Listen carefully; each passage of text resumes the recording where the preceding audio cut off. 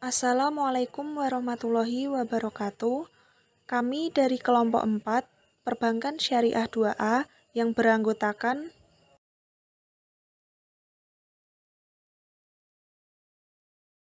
1. Nurul Istiana dengan NIM 215231007. Yang kedua yaitu Riza Kartika Dewi dengan NIM 215231010. Yang ketiga yaitu Elsa Indriani dengan NIM 215231023. Dalam video ini kita akan membahas mengenai sumber hukum mukhtalaf istisan dan maslahah mursalah. Tabel pembahasan istisan. Yang pertama yaitu definisi istisan, yang kedua yaitu dasar hukum istisan, yang ketiga yaitu macam-macam istisan, dan yang keempat yaitu kehujahan istisan. Definisi istisan.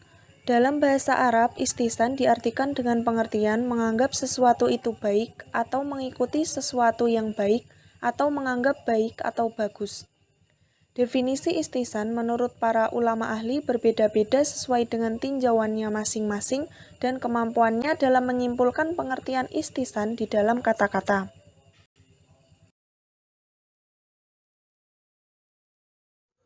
Pengertian istisan dari mazhab Hanafi adalah sebagai berikut.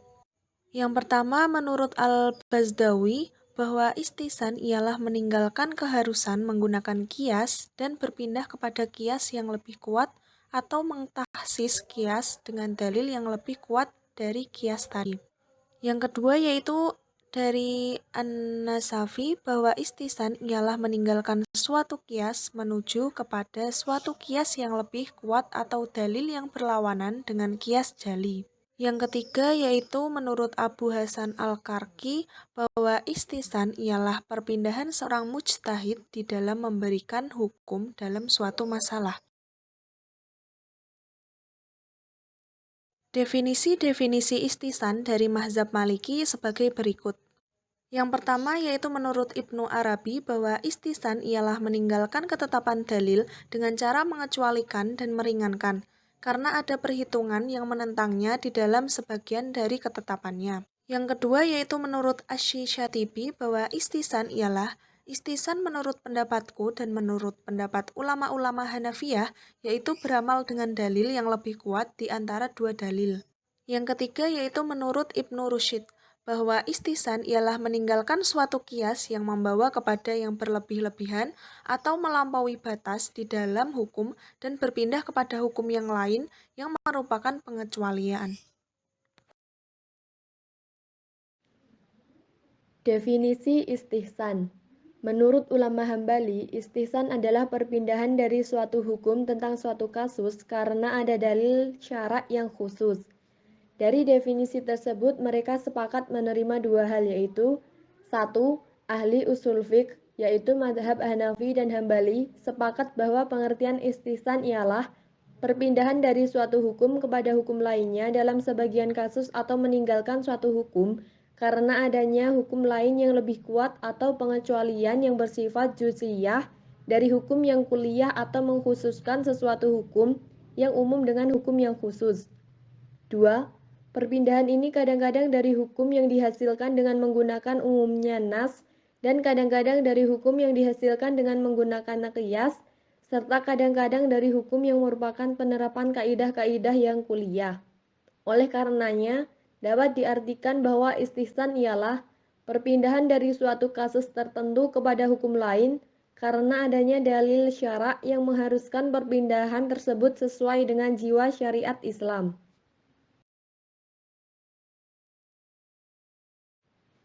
Dasar hukum istihsan.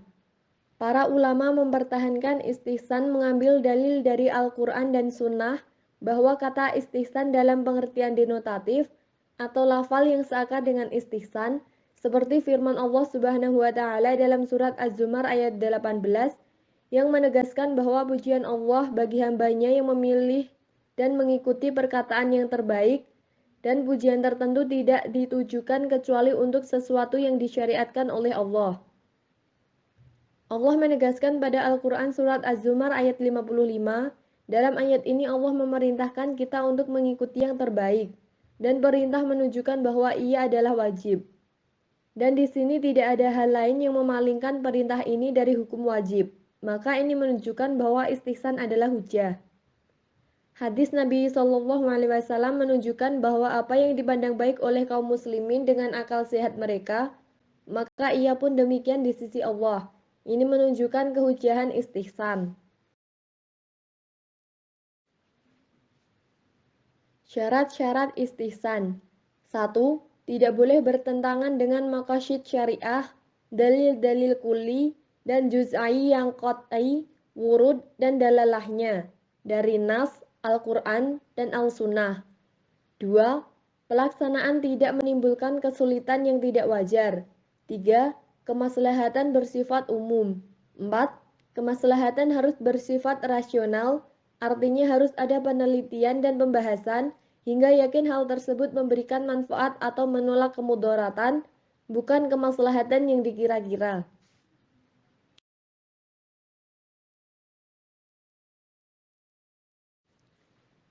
Macam-macam istihsan.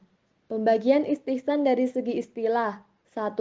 Mengutamakan qiyas khafi atau yang tersembunyi atas qiyas jail atau nyata. 2. Mengecualikan juz'iyah dari hukum kuli atau umum karena adanya suatu dalil.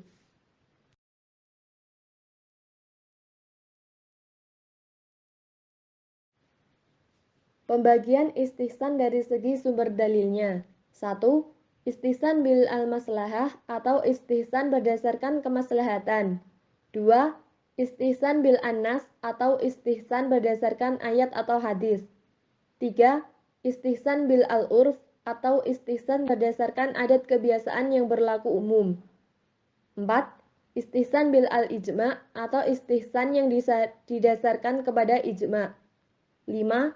Istihsan bil ad-darurah atau istihsan berdasarkan darurah. 6. Istihsan bil al-qiyas al-kafi atau istihsan berdasarkan qiyas yang tersembunyi. Kehujahan istihsan.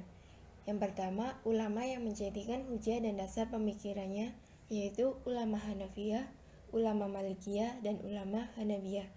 Yang kedua, ulama yang tidak menjadikan hujah dan dasar pemikirannya yaitu ulama Syafi'iyah. Tabel pembahasan maslahah mursalah. Yang pertama, definisi maslahah mursalah. Kedua, dasar hukum maslahah mursalah. Ketiga, macam-macam maslahah mursalah. Keempat, kehujahan maslahah mursalah. Definisi maslahah mursalah. Maslahah secara bahasa berarti manfaat baik secara timbangan kata, yaitu sebagai masdar, maupun secara makna. Dan maslahah fi'il, kata kerja yang mengandung as-salah, yang bermakna an-naf'u. Maslahah mursalah secara istilah mendefinisikan maslahah, yaitu perbuatan yang bermanfaat yang telah ditujukan oleh syar'i Allah kepada hambanya demi memelihara dan menjaga agamanya, jiwanya, akalnya, keturunannya, dan harta bendanya. Dasar hukum maslahah mursalah. Pada Al-Quran terdapat pada surat Al-Anbiya ayat 107 dan Quran surat Yunus ayat 57. Pada hadis, tidak boleh berbuat mudarat dan pula saling memudaratkan. Hadis riwayat Ibnu Majah dan Daruqutni dan lainnya. Pada perbuatan para sahabat dan ulama salaf seperti Abu Bakar As-Siddiq, Utsman bin Affan, dan para imam mazhab. Macam-macam maslahah mursalah. Maslahah mursalah dari segi prioritas penggunaannya dibagi menjadi 3, yaitu maslahah al-daruriyah, maslahah al-hajiyah, dan maslahah al-tahsiniyah. Kehujahan maslahah mursalah. Yang pertama, maslahah mursalah yang dapat dijadikan hujah dan dasar pemikirannya. Menurut Al-Ghazali, maslahah mursalah yang dapat dijadikan dalil hanya maslahah daruriyah, sedangkan maslahah hajiyah dan maslahah tahsiniyah tidak dapat dijadikan dalil. Menurut Imam Malik, maslahah mursalah adalah dalil hukum syara'. Kedua, maslahah mursalah yang tidak dapat dijadikan hujah dan dasar pemikirannya. Menurut ulama Syafi'iyah, ulama Hanafiyah, dan sebagian ulama Malikiyah, maslahah mursalah tidak dapat dijadikan hujah atau dalil. Syarat-syarat maslahah mursalah. Yang pertama, maslahah bersifat esensial atau mendasar atas dasar penelitian, observasi, analisis, dan pembahasan yang mendalam, sehingga penetapan hukum terhadap maslahah tersebut benar-benar bermanfaat dan menghindari mudarat. Kedua, maslahah tidak bertentangan dengan nas Al-Quran dan memenuhi kepentingan hidup manusia serta menghindarkannya dari kesulitan. Ketiga, maslahah bersifat umum, bukan kepentingan perseorangan tetapi bermanfaat untuk orang banyak. Sekian penjelasan materi dari kelompok kami. Kurang lebihnya mohon maaf. Wassalamualaikum warahmatullahi wabarakatuh.